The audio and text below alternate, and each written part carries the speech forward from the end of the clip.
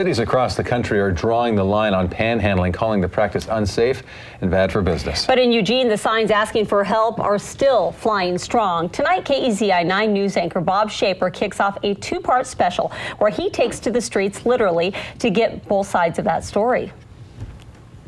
You see him at every major intersection in Eugene. Men and women holding cardboard signs asking for money, food, work. Some are friendly, some less so. But most of them are no stranger to the lifestyle.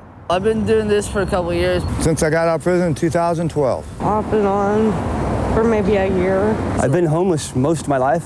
Manny RICCI is 55, and like a lot of panhandlers you meet, he's not originally from Eugene. Manny was born in Sacramento and was sent to Eugene after his release from prison. Like a lot of panhandlers I spoke with, Manny says Eugene is a good place to beg. Because you get food here. They got a place called the Diner that they feed you downtown. Most of the time, Manny says he sleeps in abandoned buildings. Although he used to work in sawmills, now he's just waiting for his Social Security disability application to be approved. Social Security comes up a lot in panhandler conversations. Richard Nelson also worked in a lumber mill, but that was a long time ago. I asked him if he'd ever consider working again.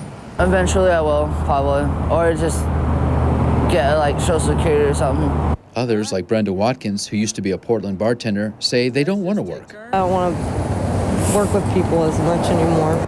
Brenda has 2 adult children who live in Washington, and her mom lives in a Eugene retirement home. But she lives outside by the Willamette River, keeping warm in her sleeping bag. I got unemployment for a while and then I ran out. Panhandlers say they make between $20 and $30 a day. The money goes to convenience store food, cigarettes, and a lot of beer. A lot of the money goes to beer. Kathy RETHER, manager of the 76x2, says panhandlers come into her store all day long. She says they're nice and courteous, and she doesn't begrudge them buying alcohol. You know, I think beer is the highlight of their day. You know, just kind of gets them through to the next day. I asked Richard what he does with his money. Cigarettes, food. Beer. Beer, of course, yeah. Can't deny that one. Stephen CAREY, who's 35, says he's been homeless his whole life. He claims to have lived in 120 foster homes, running away from home when he was 14. Until he landed here, he'd never lived in one city for more than a year. I sleep in Alton Baker Park. I've slept under the same bridge for the last 3 winters. Like many panhandlers, Stephen has a base of operation. He and his friends hang out by Martin Luther King Jr. Drive and Coburg Road. We call this the tunnel. Basically, it's where we come to stay dry when it rains, make our money on the corner, as you can see up there. This guy is a regular at Delta Highway in the Beltline. He has a short commute to his home behind the Walmart on Green Acres. Why do so many people end up panhandling in Eugene? Well, to start with, the number of homeless people in the city is huge, anywhere between 2,000 and 3,000 depending on the study. But there's another reason too. There are virtually no limits to panhandling.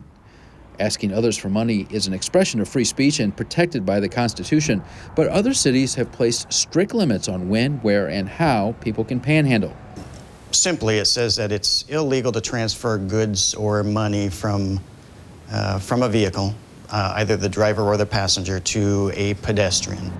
Roseburg passed the first law in the state limiting panhandling. Police Chief Jim Burge says the 2007 law has been so successful, cops haven't written a ticket since 2010. He says the intent isn't to harm individuals in need, but to promote safety. Stopping in traffic and handing over money or goods is both dangerous for the motorist and for the pedestrian. Of course, begging is still legal on the sidewalks or anywhere else, Burge says.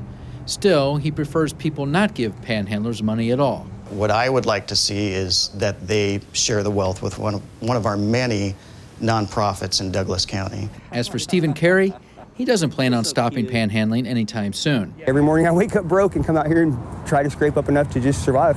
It's a way of life, it seems, that hasn't let him down yet. In Eugene, Bob Shaper, KEZI 9 News. And with that, you don't want to miss part 2 of the series, which airs on Thursday. Bob decides to spend a day as a panhandler himself, and you will not believe his results.